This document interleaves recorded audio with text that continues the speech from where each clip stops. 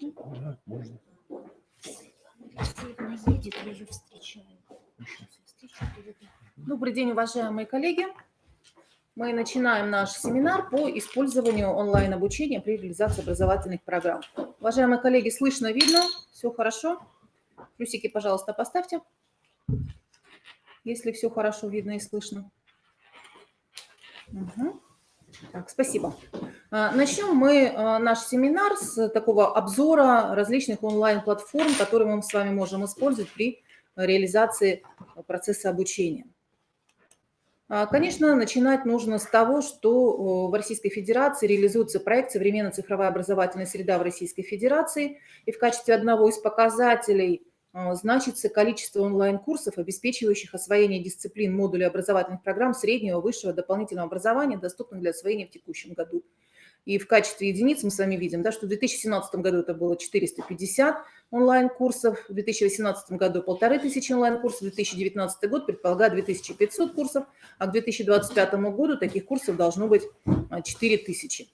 И при этом отмечается, что в среду должны будут вовлечены не менее 5 образовательных платформ, одна из которых национальная платформа открытого образования openedu.ru. Что же такое открытое образование?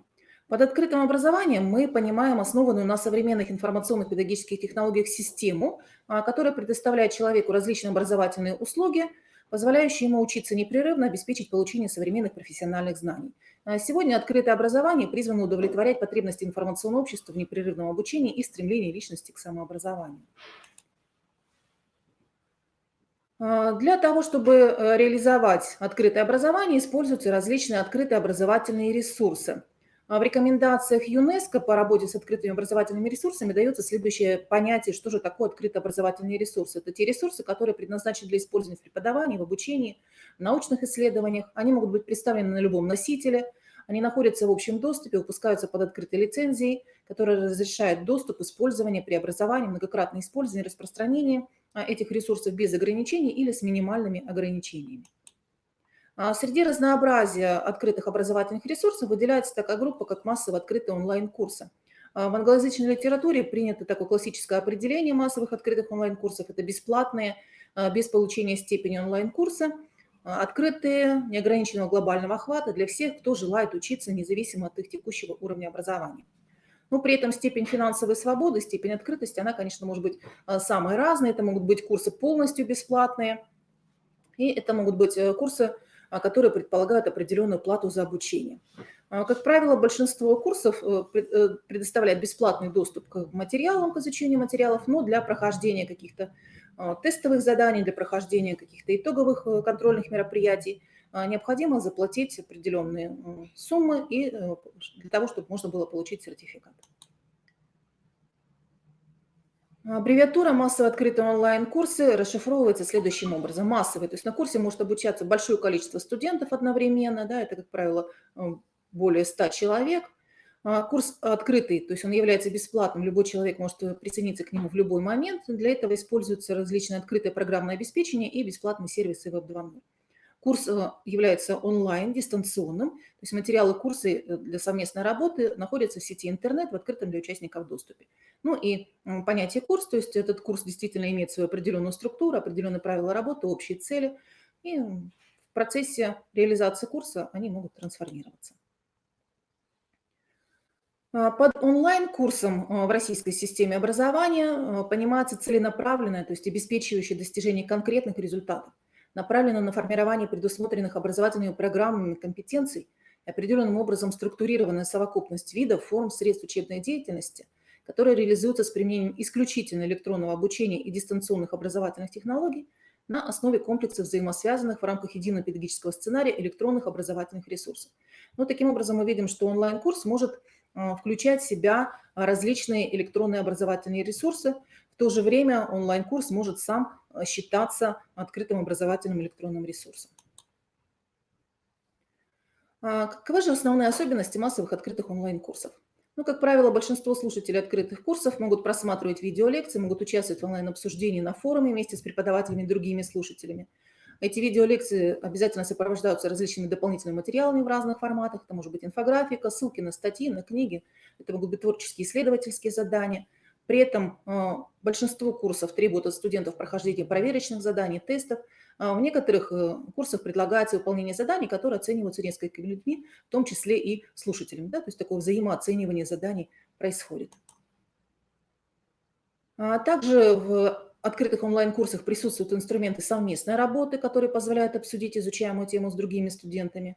Окончание курсов может завершиться получением сертификата, ну, как мы уже сказали, да, это может быть сертификат на платной основе. И в отличие от сайтов с отдельными видеолекциями, массово открытые онлайн-курсы предлагают завершенные учебные курсы, которые позволяют овладеть определенной областью знаний. Но при этом, как правило, цель обучения на этих курсах не получение диплома, а владение конкретными знаниями для своего карьерного и профессионального роста. Так, ну вот я вижу, коллеги тут отмечают, что у кого-то нет видео, кто-то отмечает, что видео все-таки есть, значит, это все-таки проблемы на вашей стороне, да, с нашей стороны никаких технических Один из вариантов моментов нет. перезагрузиться. Да, если у кого-то видео пропадает, пожалуйста, вы можете перезагрузить свой компьютер. Итак, отличительными чертами массовых открытых онлайн-курсов является их открытость, то есть они доступны через интернет без ограничений. Да, главное, чтобы был интернет. Единственный такой, может быть, ограничитель. Это мультимедийность, то есть в этих курсах используется информация в различных форматах. Это может быть аудио, видео, в том числе интерактивные 3D-миры, другие современные технологии в различных курсах могут использоваться. Это их интерактивность, которую мы понимаем здесь как возможность взаимодействия обучаемых с контентом и также взаимодействия обучаемых друг с другом и с преподавателем или тьютором. Это бесплатное или условно-бесплатное обучение, да, поскольку может быть оплата за сертификат. И массово открытые онлайн-курсы дают нам возможность пройти обучение в лучших университетах мира и России. Проводились исследования, каковы же могут быть вот основные категории студентов, категории слушателей массовых открытых онлайн-курсов. Я сейчас предлагаю, уважаемые коллеги, вам определиться, к какой из этих категорий относитесь вы.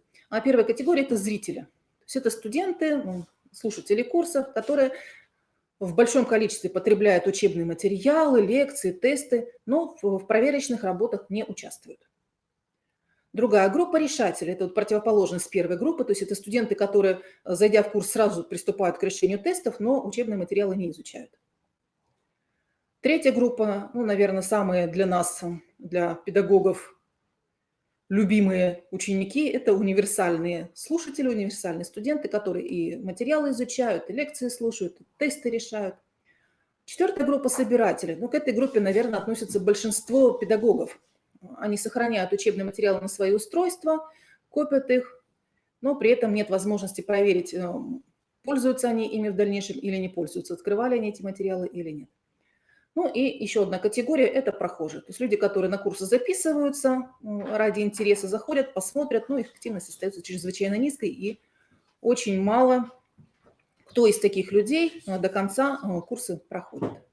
Итак, уважаемые коллеги, к какой категории вы себя отнесли? Хотелось бы увидеть в чате. Буковку первую. Можно первую букву категории обозначить. З, Р, У, С, П. Угу, так, видим. Универсальные, замечательно.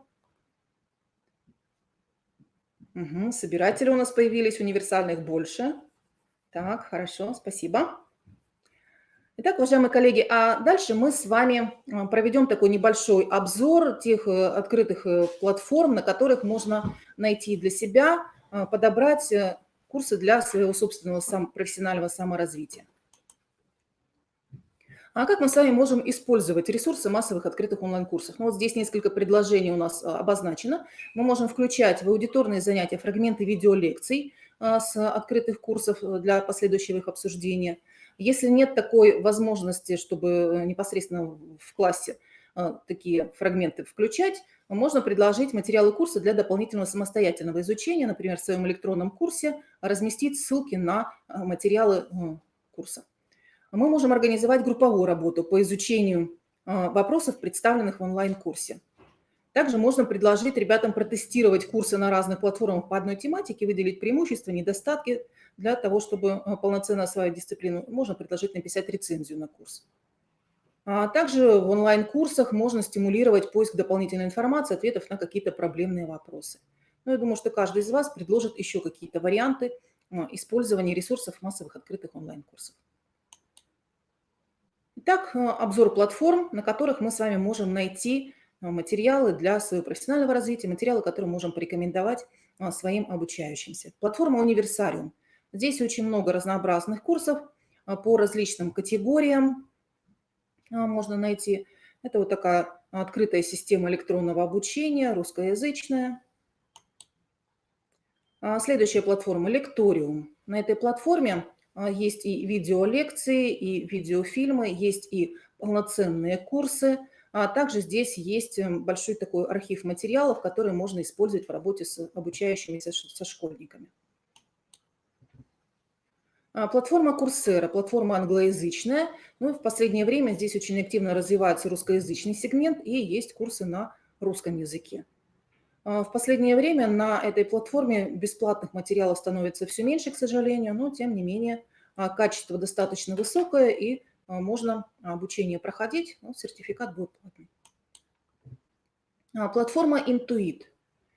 Она хороша тем, что здесь есть возможность подобрать открытый курс из большого количества курсов по одной и той же, например, тематике. Да? Например, по механике, по математике вы можете подобрать тот курс, который для вас будет наиболее подходящим. Кроме того, здесь есть возможность без регистрации ознакомиться с текстовыми материалами курса. Для прохождения тестовых заданий по итогам изучения тем необходимо будет обязательно на платформе зарегистрироваться. И также платформа предоставляет возможность осуществлять индивидуальные консультации, но консультации платные. Видеопортал «Универ ТВ». То есть название понятно, что здесь все-таки больше видеоматериалы размещены, нежели полноценные курсы. Очень широкая тематика, есть также видеозаписи различных научных конференций, материалы, которые вы можете использовать для изучения своих общеобразовательных предметов. Лекторий физтеха. Ну, из названия понятно, что здесь, конечно, больше курсы связаны с физикой, с математикой. Здесь есть живые лекции профессоров физтеха. Тоже можно их послушать, изучить. Портал «Постнаука». Очень интересный портал, постоянно развивается, пополняется новыми материалами. Здесь есть и курсы, здесь есть и отдельные подборки видеоматериалов.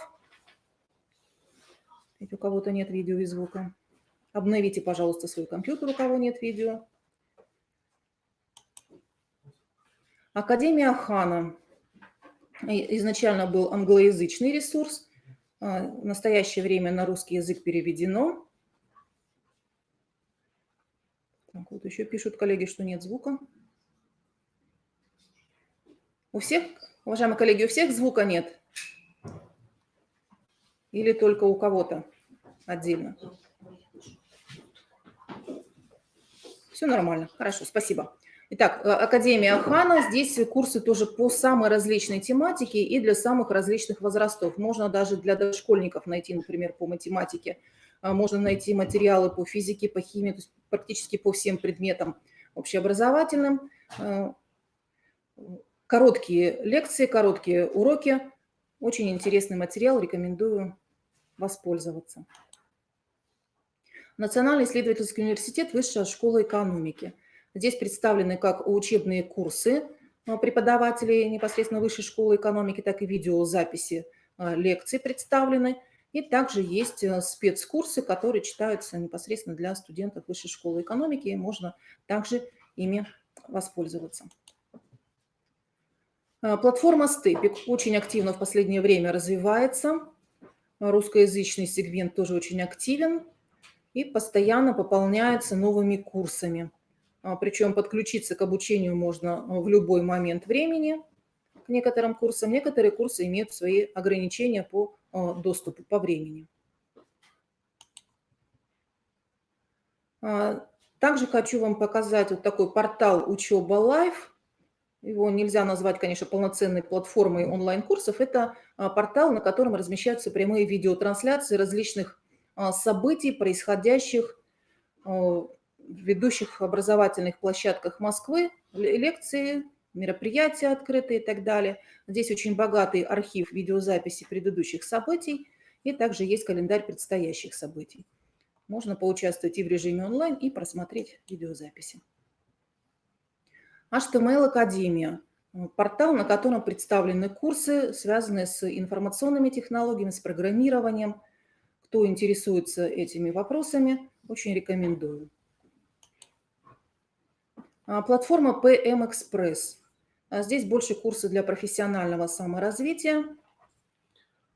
Есть и платные, и бесплатные курсы по менеджменту, например, по управлению персоналом. Платформа Арзамас для коллег, которые интересуются культурой, интересуются литературой, искусством. Очень хорошая платформа, на которой можно найти и полноценные курсы, и другие материалы, другие открытые образовательные ресурсы. Платформа Open Profession. Из названия понятно, что тоже профессиональные здесь материалы размещаются. В частности, на платформе в последнее время размещают свои открытые курсы ведущие университеты страны. Платформа Canvas – это из новинок. Активно начала развиваться буквально вот в последние несколько лет. Пока здесь в основном курсы англоязычные, но на русском языке курсы тоже можно поискать. Пока еще недостаточно широкий круг аспектов, но тем не менее тоже можно для себя что-то подобрать. Очень активно развивается в последнее время платформа edX. Есть возможность на этой платформе размещать свои собственные курсы. Там есть конструктор курсов. И бесплатно можно потренироваться в разработке курсов. Платформа Udemy тоже активно развивается в последние годы. Здесь также можно найти материалы для собственного профессионального саморазвития. Консорциум открытого образования. Тоже очень интересная новая платформа. Здесь можно найти курсы, здесь можно тоже выставлять свои курсы и их попробовать продвигать, продавать.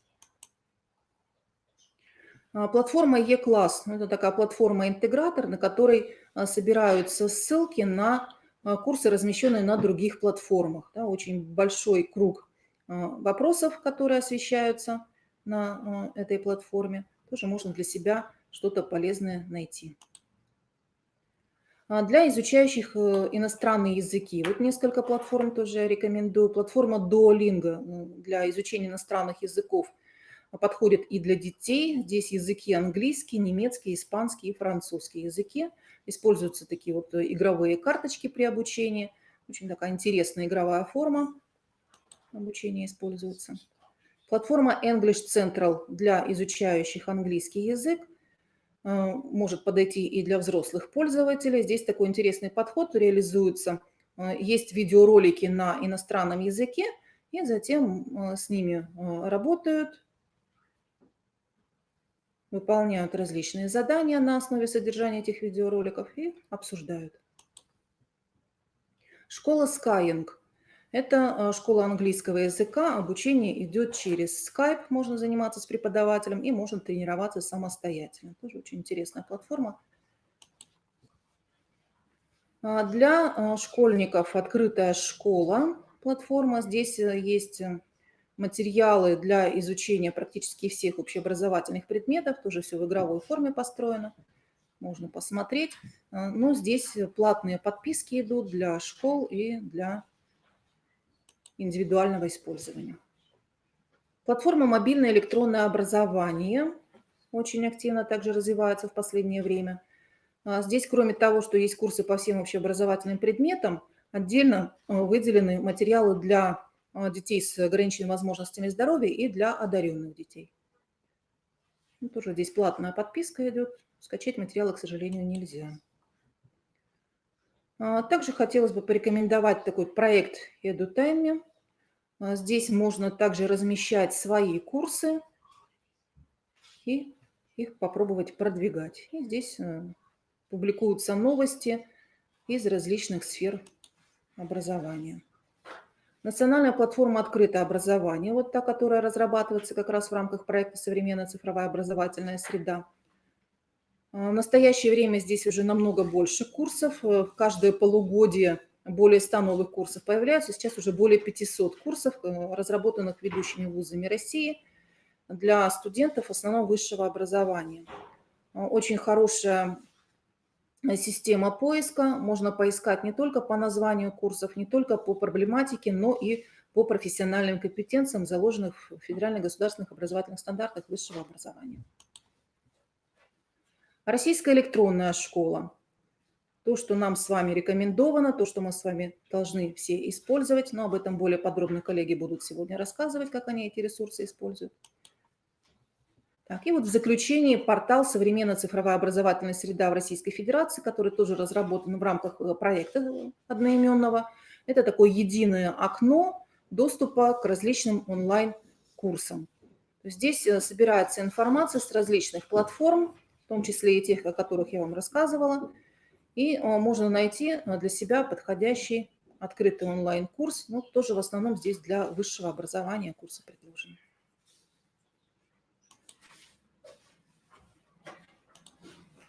Уважаемые коллеги, я благодарю вас за внимание. Если есть какие-то вопросы, можете в чате задать. Все материалы нашего сегодняшнего семинара будут представлены в доступе. Можно будет с презентациями поработать. Итак, есть ли вопросы какие-то? Пожалуйста, коллеги.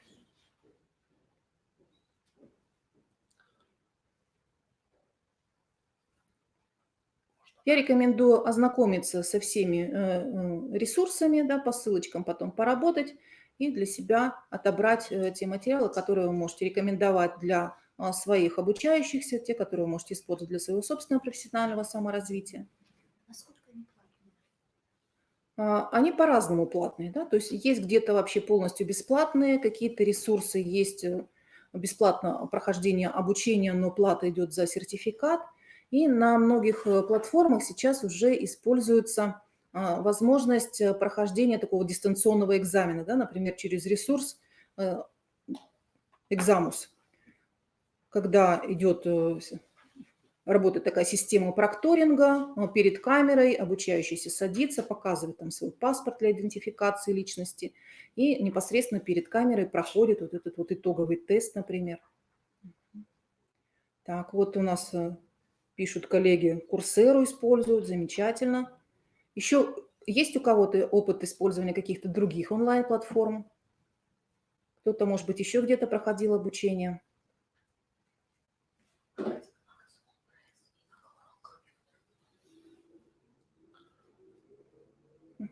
Спасибо, коллеги. Я передаю слово нашему следующему участнику.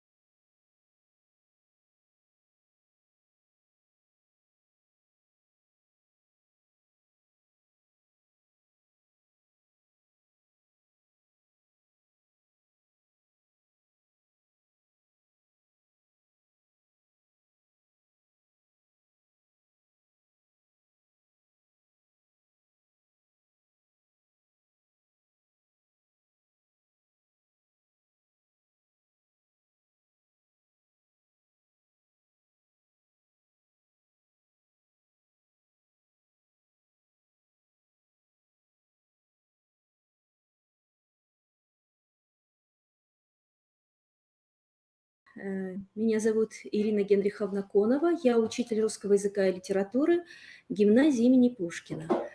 Дорогие коллеги, пожалуйста, ответьте, видно ли слышно.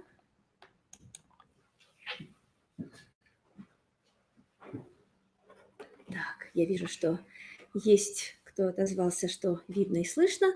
И сегодня я бы хотела сказать несколько слов об использовании онлайн-программы и такого цифрового образовательного ресурса «Я-класс» в работе учителя русского языка и литературы, хотя этот ресурс позволяет работать учителям и других предметов. Конечно же, в работе учителя так важно не только обучить, не только обратная связь узнать, как работает данный материал, но и помочь ребятам работать индивидуально, помочь в дистанционном обучении, в карантинные дни, тогда, когда ребята выезжают на соревнования, выстроить индивидуальный образовательный маршрут. Всему этому помогает работа в программе «Я-класс». Нужно сказать, что предметные области «Я-класса» достаточно значительные, и вы уже видите на экране, что она позволяет работать и учителям гуманитарных предметов, и естественно-научных предметов, и, конечно же, работать и классному руководителю. Здесь есть дополнительные темы для проведения занимательных мероприятий.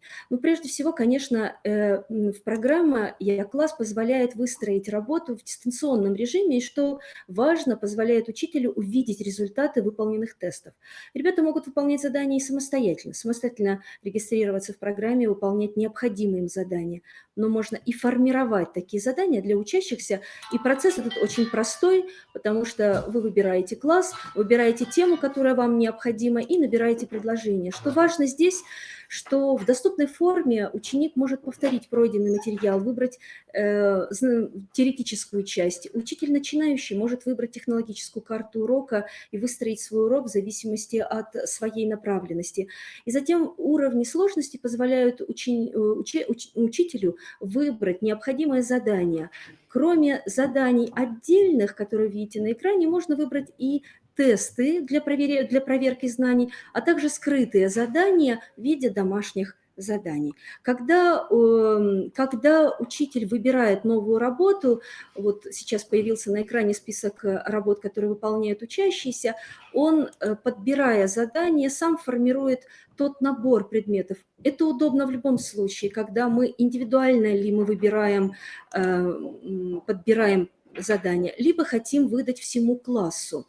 Нужно сказать, что вот в карантинный период, когда необходимо выстроить последовательное взаимодействие учителя и ученика, такая работа становится важна еще и потому, что мы все выполнения заданий видим на экране. То есть учитель получает таблицу, в которой он видит качество выполнения, он может самостоятельно посмотреть, поставить баллы, повысить их или понизить, и даже написать свои замечания. Такой диалоговый режим позволяет в программе «Я-класс» делать эту работу систематической, на расстоянии. Ну, конечно, кроме работы на расстоянии, все задания, которые предлагает программа «Я-класс», она также дает возможность и распечатать любые задания на листах, принести в класс. При работе интернета в учебном классе это может быть индивидуальная работа ученика с компьютером. Нужно сказать, что вот давайте посмотрим, предположим, любой подбор заданий, мы выбираем класс, вот мы сейчас зашли в русский язык, посмотрели программу 11 класса, и вот сейчас как раз ребята изучают тему «Бессоюзное сложное предложение». Учитель сам набирает, какие задания он хочет выбрать, целое задание или отдельное, и формирует, может быть, и свое задание предлагает, и продолжает затем выбирать. Ну, далее, конечно, работа уже идет в режиме школьном, то есть дальше уже мы подключенных учеников выбираем, кому мы хотим выбрать эти задания, и продолжаем им отправлять. Ребята, подключенные к Я-классу, получат от вас эту работу на электронную почту. Здесь вы можете отредактировать и как вы хотите назвать это задание. Хотите ли, чтобы они сразу его увидели, или только в 8 утра, когда начнется день, он получит это задание. Сколько дней вы дадите для выполнения, сколько возможностей и ограничений по времени выполнения, сразу ли проверится эта работа. Все эти возможности позволяют учителю очень гибко подбирать задания самых разных уровней сложности и направления работы. Нужно сказать, что учителю, интересующимся тестовыми заданиями и умеющих создавать, программа Я-класс также позволяет и создавать свои курсы. И вот, возможно, разработать свой курс и присоединить его здесь к этой всеобщей, вот такой большому комплексу. Конечно же, нужно сказать о том, что подписка Я-класс, то есть то, что позволяет учителю видеть работы, видеть их выполняемость, наполняемость, оценочность, получать таблицы, она в этой программе не бесплатная. И для того, чтобы делать это бесплатно, необходимо, есть разные способы. Это, во-первых, школы, которые получают наибольшее количество баллов, имеют бесплатную подписку на определенное время. Конференции, которые проводит Я-класс, они всегда раздают сертификаты для активных учителей для бесплатной работы в программе Я-класса. Ну, или это может быть и частично программа, которую может приобрести учитель, ежемесячно оплачивая его, или на весь год самостоятельно, или это может сделать учебное заведение. Для ребят работа в этой программе бесплатная, то есть только необходимо вот это взаимодействие между учеником и учителем для того, чтобы видеть ответы ребят. Работая в этой программе уже в течение 2 лет, принимаю участие в конференциях, вижу как учитель возможности работы дистанционной, выстраивания возможностей подбора заданий. Особенно вот полезно с индивидуальными учениками. Конечно, те, кто хотят работать с олимпиадниками, в этой программе таких заданий повышенного уровня немного. В основном она ориентирована на то, чтобы подготовить, дать хорошую базу, подтянуть ребят, которые где-то пропустили, проболели или, может быть, не освоили ее вовремя. И мне кажется, что такие ресурсы позволяют учителю выстраивать образовательный процесс гибко, плодотворно и полноценно, по-современному. Детям очень нравится работать в таком современном, активном режиме. Я рада была бы ответить на ваши вопросы, если они есть.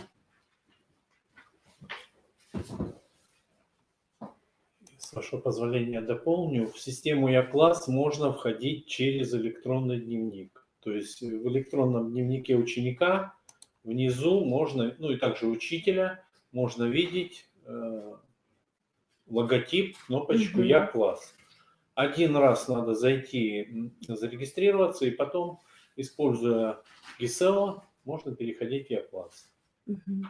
Спасибо большое. Да, действительно, появляются новые возможности, можно взаимодействовать с электронным действительно, у многих журналом. вот возникает вопрос, что это платная программа.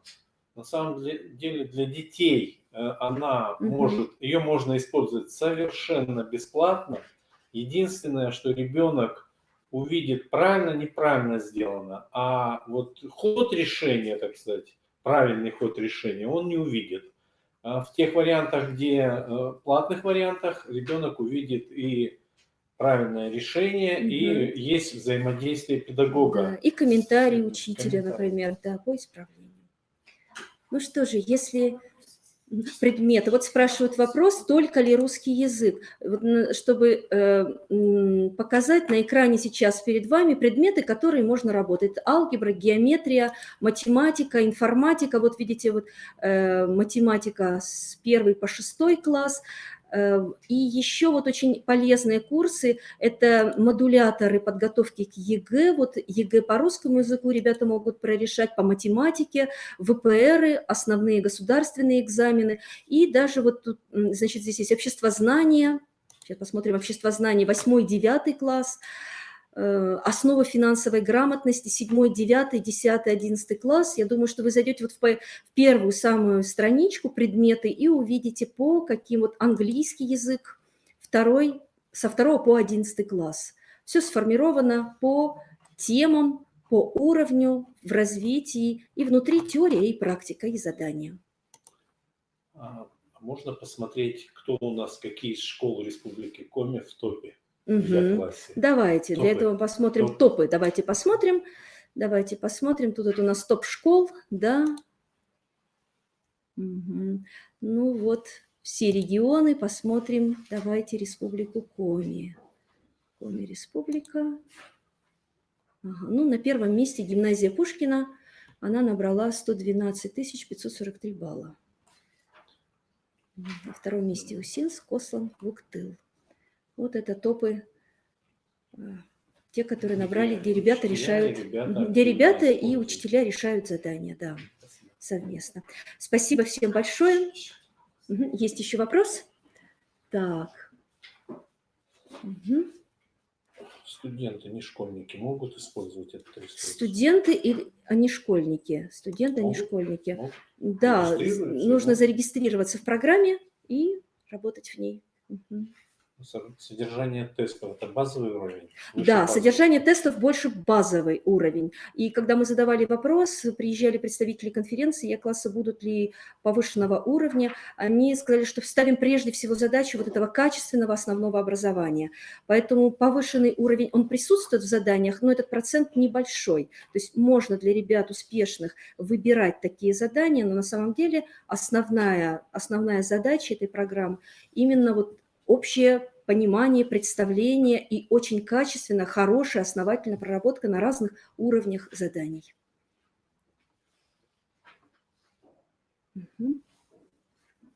Так, ну что же, тогда, если вопросов нет, это...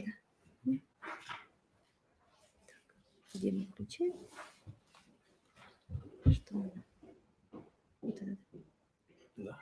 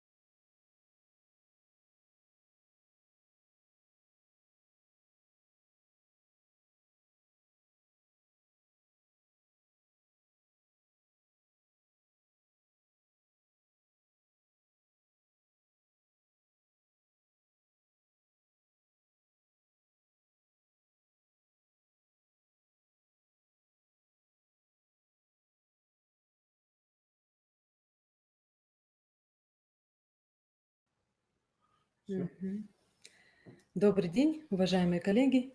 Меня зовут Карипанова Светлана Алексеевна. Являюсь учителем математики 8-9 классов гимназии номер 1 города Сыктывкара. С начала 2018 учебного года начала активно использовать современные технологии онлайн-обучения по использованию ресурсов учи.ру в образовательном процессе.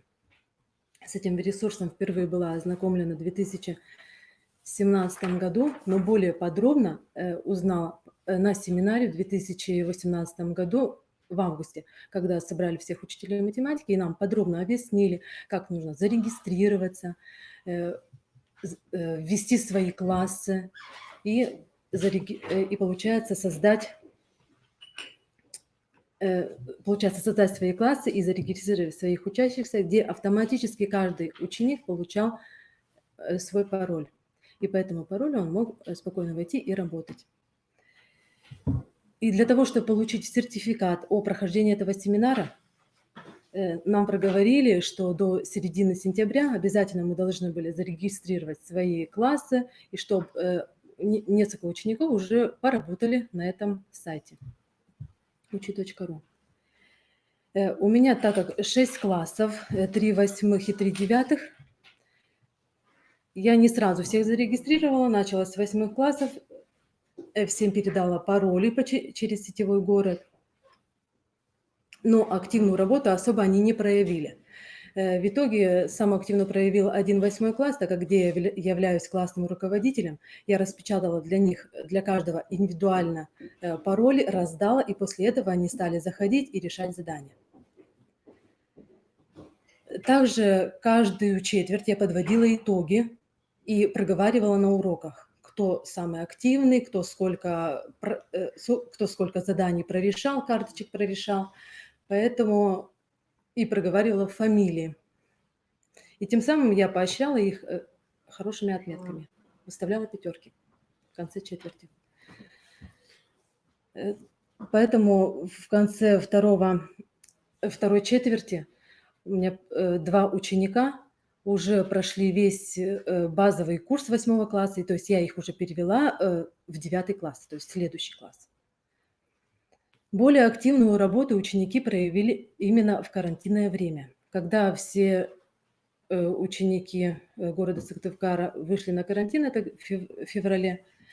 Я сразу же в первый день карантина отправляю всем своим ученикам по сетевому городу пароли и прописываю, что в 11 часов дня включаю,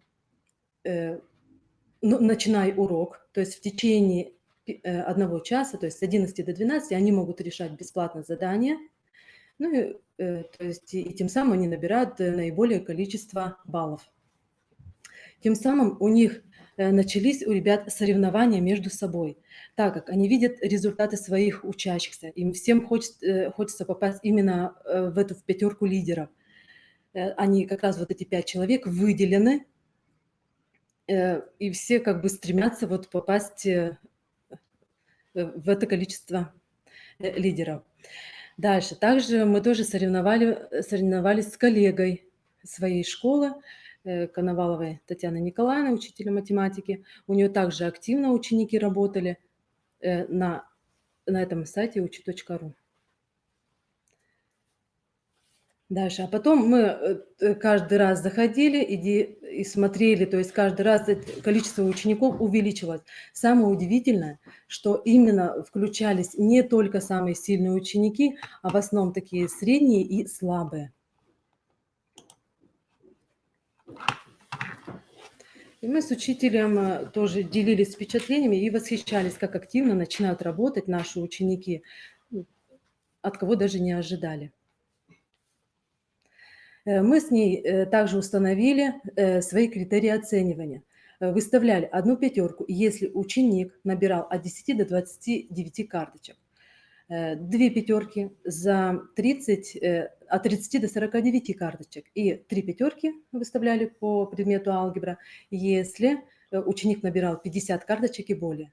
Но 1 карточка может содержать либо 1 задание, либо 2 задания, то есть максимум до 12 заданий. Когда ученики после карантина, они уже вышли, то есть пришли уже в школу, то есть начался учебный процесс, мы уже с ними на уроках договорились, что я буду вот этот бесплатный час включать в 15:00. У кого получалось, вот они заходили и решали. Поэтому тоже активную работу и показали и в феврале, и в марте месяце. Но очень хорошее, очень удобно, так как учителю можно включить начинать урок до 16:00. Также у кого не получалось, мы по договоренности с учениками, либо я включала в 15:00, то есть это после уроков, либо в 16:00. Поэтому многие ребята включались в работу. Там проходили марафоны, марафон номер 1, который проходил в конце декабря до начала января. Всего только работало 2 класса. То есть это 8 человек из 159. Когда начался марафон номер 2, это как раз попадает на карантинное время, у меня включились все классы, то есть уже работали 109 учеников из 159 учеников. То есть это более 50% учащихся работали на ресурсе учет.ру. Далее, с 14 февраля по 11 марта начался марафон ДИНа. Тоже также все классы работают, активно себя проявляют. Также 3 класса набирают более 500 карточек, то есть получают грамоту за победу в марафоне номер 2 и марафон ДИНа. Что хочу сказать, что то есть у меня всего 159 учащихся, то есть это 3 8, 3 9 класса, и 132 ученика, то есть заходили на этот сайт учи.ру и решали задания, то есть составляет 83% учащихся.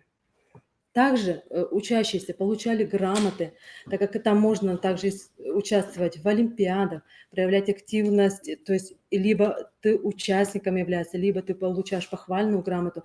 Даже были ученики, которые являлись победителями. Также там есть и другие конкурсы, в которых каждый ученик может себя проявить, показать и получить грамоту. Так. То есть что именно, чем преобладает вот учи.ру, почему именно стоит этим заниматься и регистрировать своих ребят, во-первых, это готовить к экзамену. Во-вторых, тоже, если ученик проболел, пропустил занятие, то есть он тоже может пройти эту тему и закрепить определенные знания.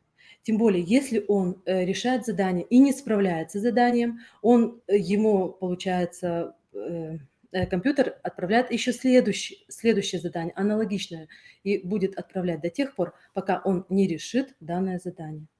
Только после этого он перейдет уже к следующему заданию. Тем самым у них закрепляются вот эти темы, которые они проходят в курсе 8 класса. Если они проходят весь курс, то есть я могу их перевести в следующий класс, то есть это в 9, например, да, 8, в 9, 2 ученика вот как раз у меня прошли вот этот весь курс и уже работают по курсу 9 класса. Так, я рада была вам ответить на ваши вопросы, если у вас они возникнут.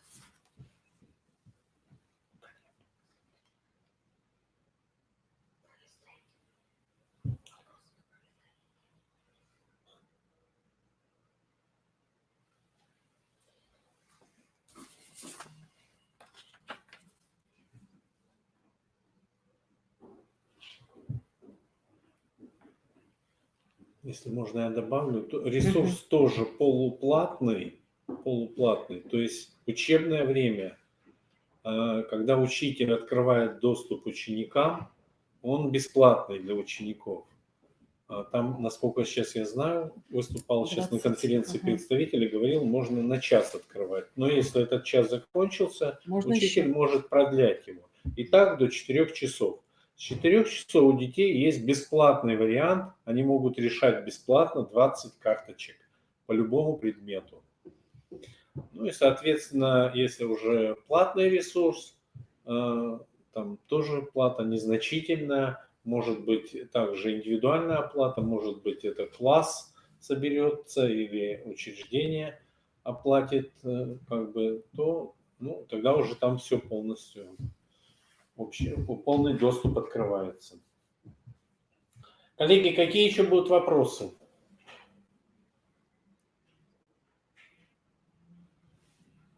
Так. Сергей спрашивает, платформа для школьников.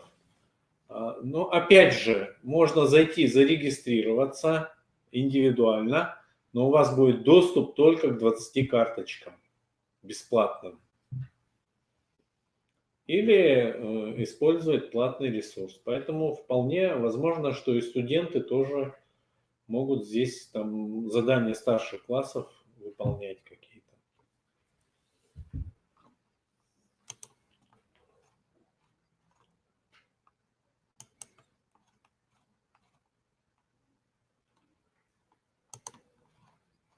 Ну, можно продемонстрировать какой-нибудь.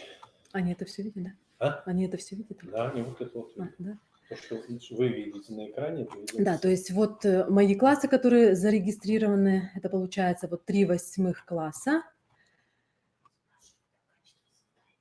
Ага. Так, вот я нажимаю вот на эту кнопочку, как раз начинается час, да, включается, получается, в 15:50, и у них закончится в 16:50. Они могут спокойно войти и работать. Так, вот все классные. Пойдем, начинаю урок. Все. Так, и это доступно учителю до 16:00.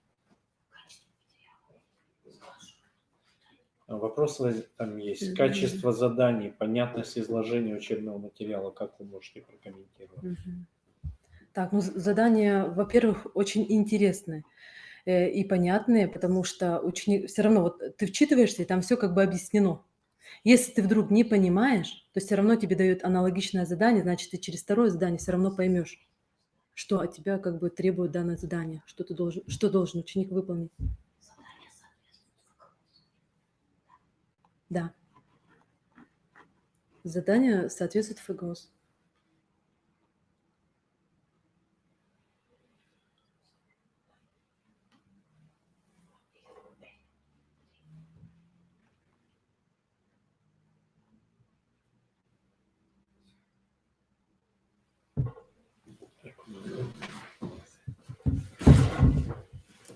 Коллеги, еще вопросы?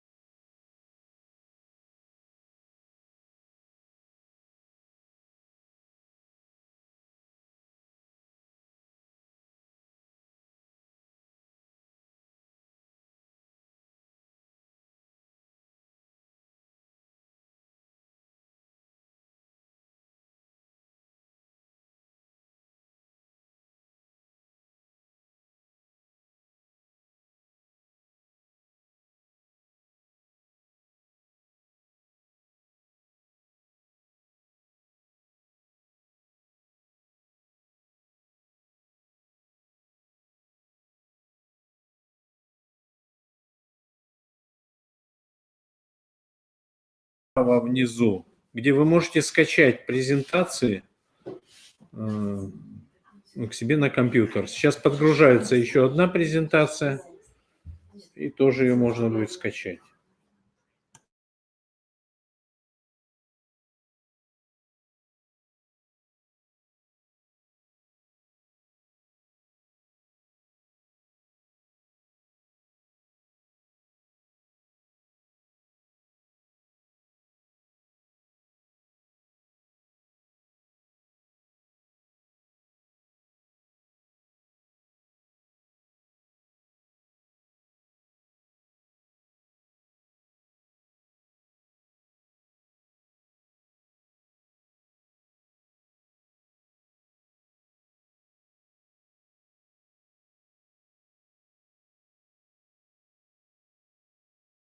Меня зовут Марина Валерьевна Тищенко, я ведущий юрисконсульт Института развития образования.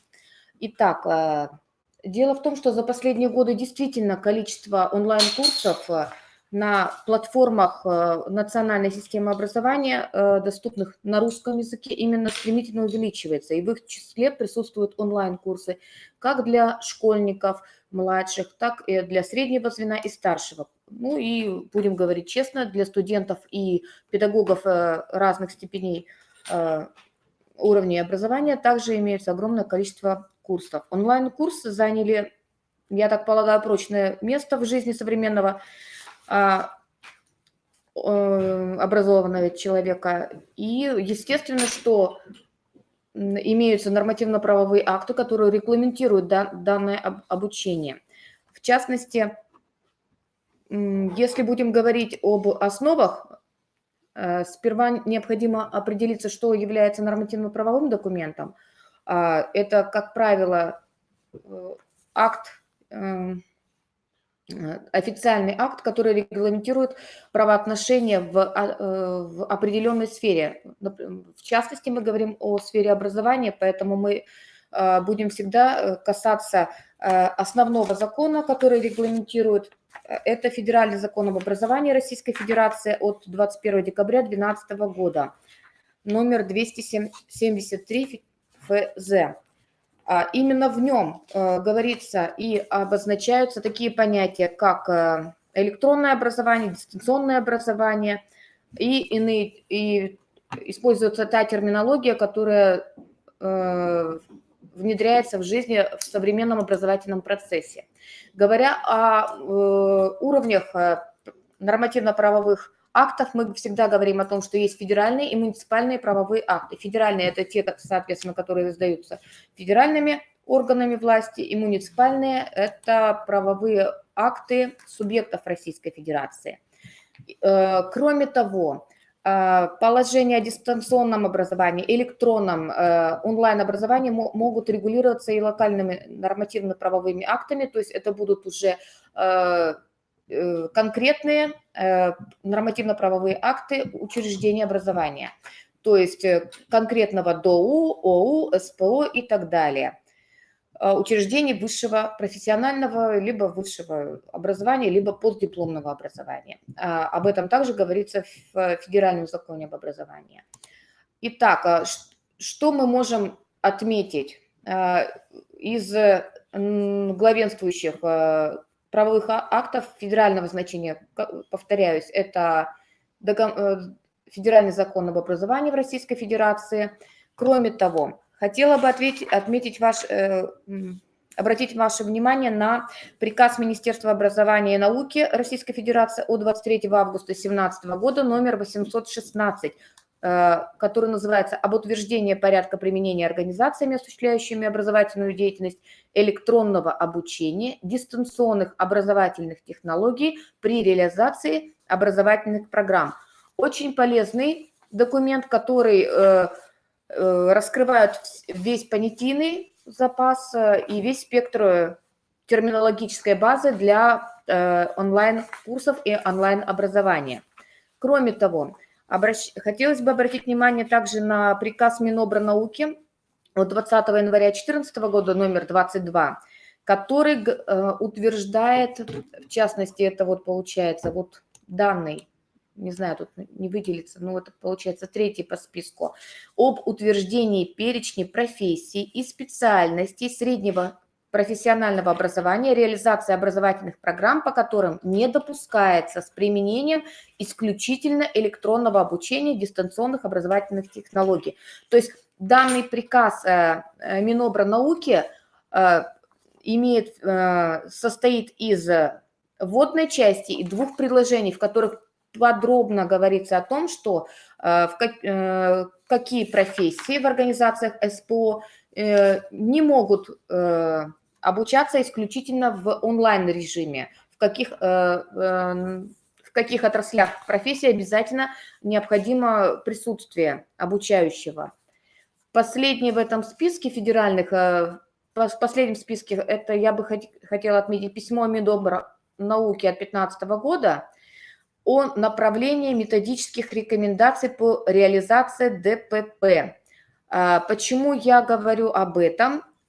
Потому что здесь говорится о том, что это методические рекомендации, которые разработаны для реализации ДПП с использованием дистанционных образовательных технологий, электронного обучения и в сетевой форме. Очень полезный, на мой взгляд, нормативно-правовой акт, в котором говорится о том, что чему можно научить и как научить обучающегося и педагога. Следующее. Что касается нормативно-правовой базы Республики Коми, то хотелось бы, конечно, отметить следующий перечень. Это приказ об утверждении примерного учебного плана дистанционного обучения детей-инвалидов от 2014 года. Чем полезен данный нормативно-правовой акт? В нем подробно говорится о том и расписывается примерный учебный план, по каким предметам общеобразовательные учреждения, то есть по каким учебным предметам возможно полностью дистанционное обучение без появления в образовательном учреждении. То есть таким образом полагаю, что это очень практикоориентированный документ. Кроме того, имеется также, хотелось бы отметить, на приказ Министерства образования, науки и молодежной политики, вот я тут от 2017 года номер 63, это об организации работы по эксплуатации ГИС-ЭО. То есть все мы знаем, что это такое, все отучаемся, и здесь порядок работы и правила работы в ГИС-ЭО оговорены. То есть мы также можем ссылаться на республиканский данный нормативно-правовой документ. Кроме того, имеется в настоящий момент действующее распоряжение правительства Республики Коми об утверждении концепции внедрения целевой модели цифровой образовательной среды в Республике Коми, а также комплекса мер по внедрению целевой модели цифровой образовательной среды на определенный период времени. Данные периоды в распоряжении правительства постоянно пролонгируются, поэтому данный документ объемный и также является практикоориентированных. Последнее, что хотелось бы отметить, это распоряжение правительства Республики Коми об утверждении концепции создания функционирования центров образования цифрового и гуманитарных профилей, способствующих формированию компетенций и навыков у детей в Республике Коми на период 19-24 годы. Документ относительно свежий и также является практикоориентированным. Таким образом, говоря о нормативно-правовом регулировании, хотелось бы отметить, что действительно нормативно-правовых документов не так много, но все они являются действующими и достаточно наукоемкими. Полагаю, что у меня все. Спасибо за внимание. Есть ли вопросы?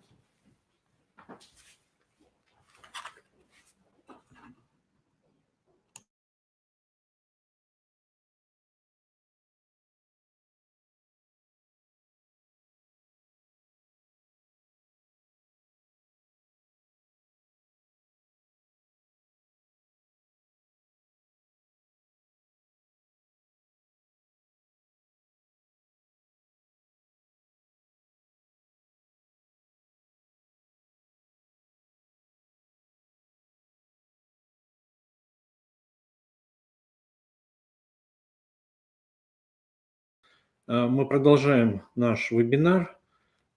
Сразу прорекламирую еще один онлайн-семинар, вернее, у нас состоится еще на следующей неделе, где тоже мы будем с вами рассматривать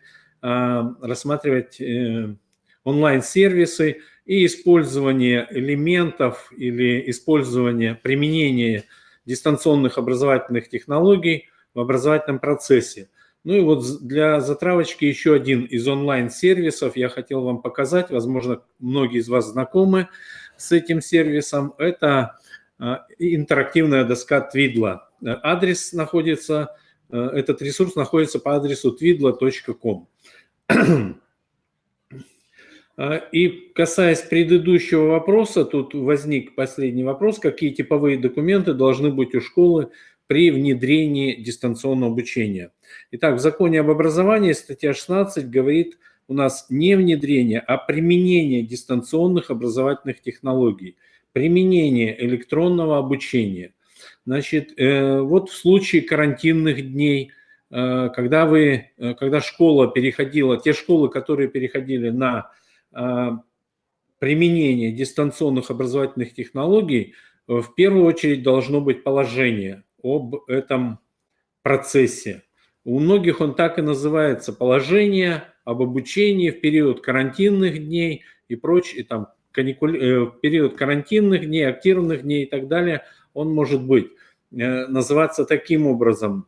На сайте КРИРО в разделе «Деятельность информатизации образования» есть, ну я чуть позже, наверное, покажу, может быть, даже сейчас.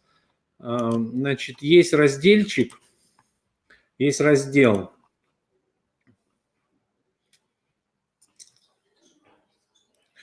Сейчас пока подгружается страница.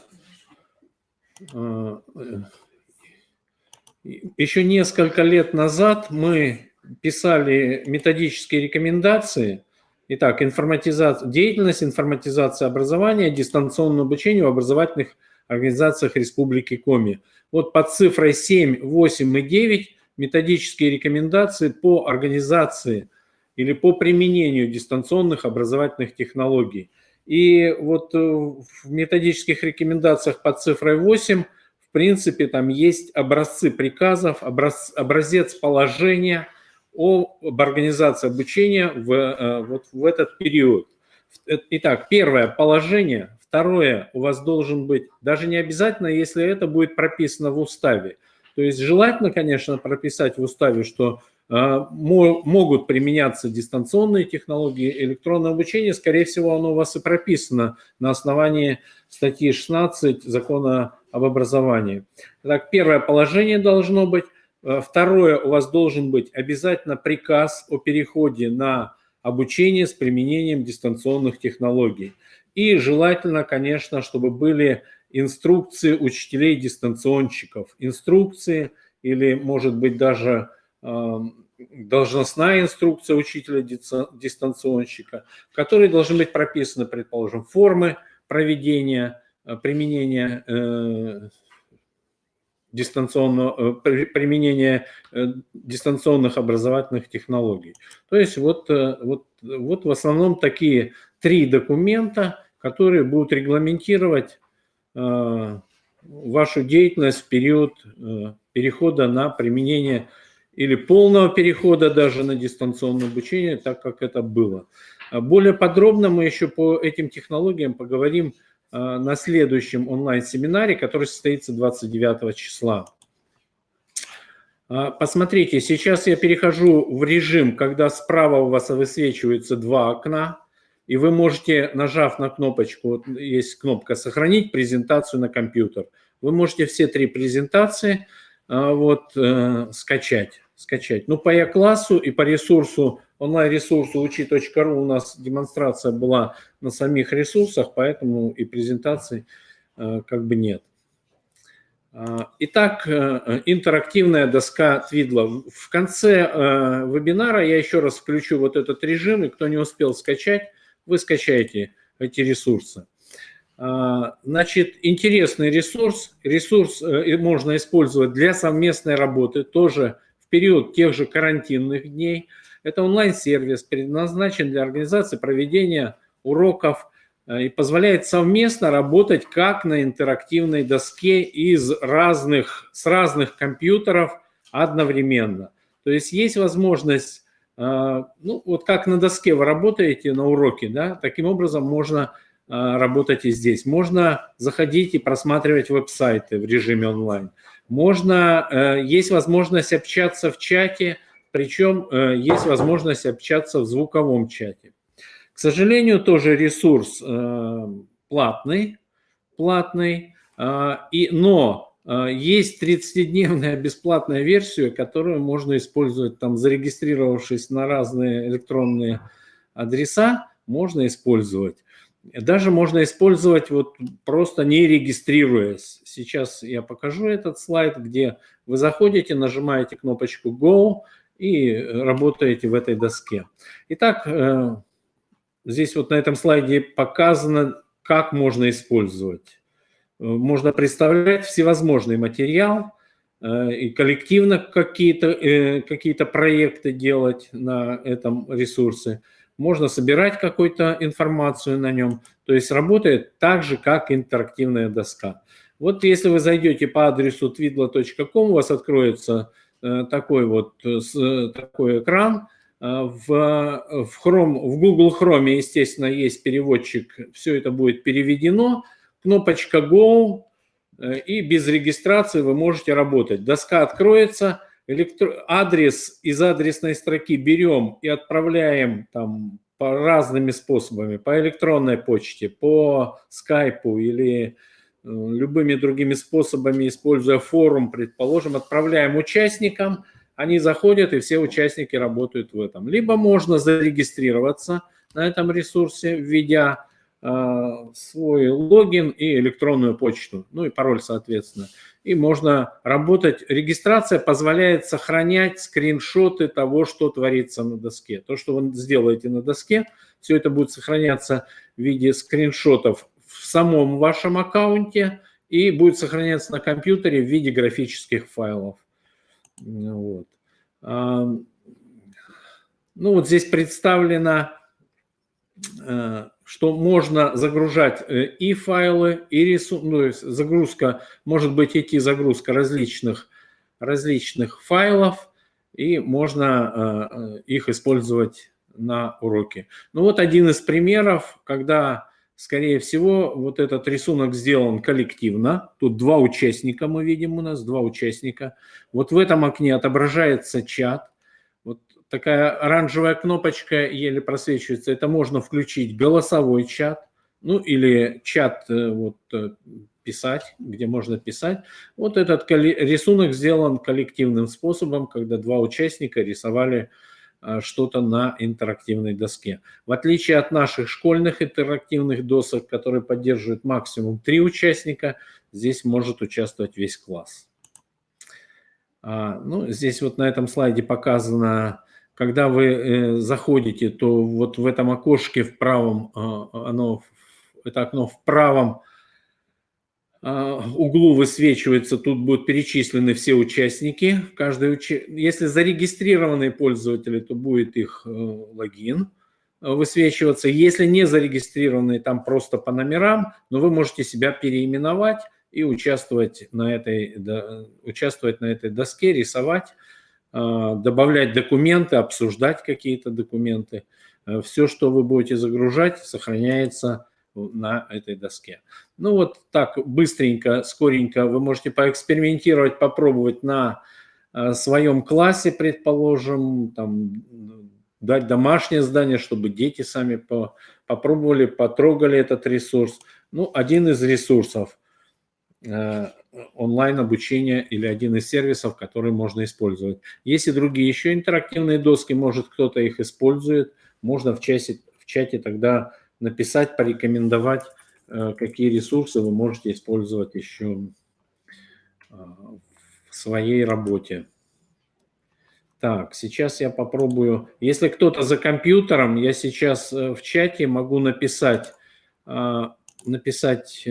адрес, и мы можем сейчас попробовать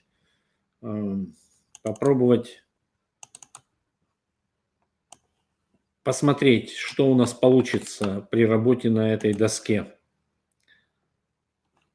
Так, вот такой адрес будет у нас. И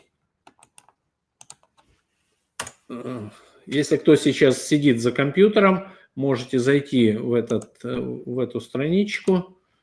Уже что ли зашло так много человек? Я не понял. И мы можем что-то вместе порисовать.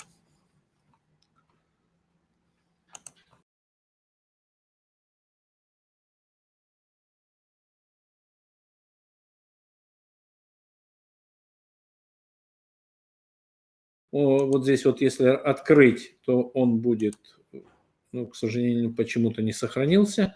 Обычно вот в нижнюю панельку сохраняются все документы. Кнопочка «Сохранить» сохраняет все, что у нас с вами получится. И, соответственно, в чате мы можем общаться, обсуждать какое-то задание.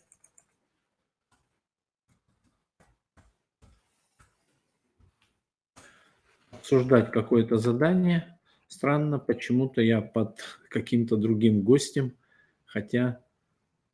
просто я не залогинился сейчас здесь. Не залогинился и под этим гостем. То есть вот можно переименовывать. Вот такой ресурс. Берите на вооружение. И также вот как учителя работают с учи.ру в период там карантинных, можно назначать детям какие-то уроки. Назначить урок можно через электронный дневник, что урок состоится там-то, там-то. Все ссылочки можно в электронном дневнике представить и таким образом работать. Коллеги, на этом наш семинар заканчивается. Еще некоторое время будем оставаться на связи. Можно вопросы, если у вас возникли, задать.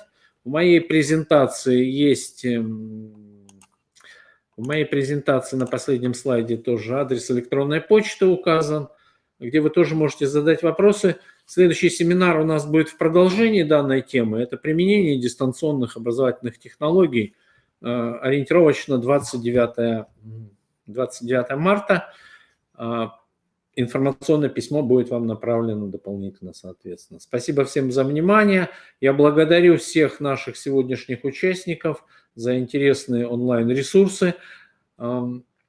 Также, если у кого-то есть какой-то опыт уже использования каких-то других, возможно, ресурсов, мы готовы вас выслушать онлайн, предоставим вам слово.